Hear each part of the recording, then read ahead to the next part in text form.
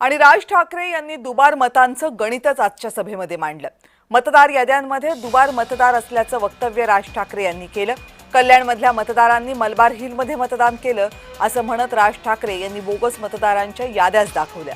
एकनाथ शिंदे, अजित पवार हेही दुबार मतदानाबद्दल बोलतायत। ठाण्यामध्ये 2,09,981 दुबार मतदार आहेत। पुण्यामध्ये 1,02,000 दुबार मतदार आहेत असंही वक्तव्य राज ठाकरे यांनी केलं। ठाणे लोकसभा इथे दुबार मतदार आहेत 2,09,981।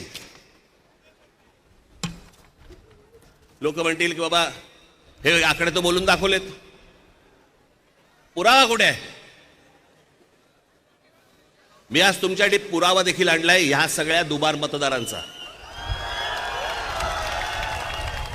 काढते कापड, हे सगळे दुबार मतदार आहेत। हे एवढे सगळे दुबार मतदार आहेत।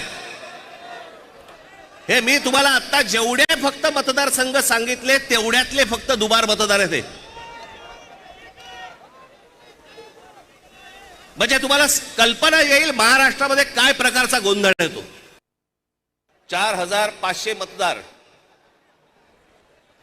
हे कल्याण ग्रामीण, डोंबिवली, मुरबाड आणि भिवंडी मधले मतदार आहेत।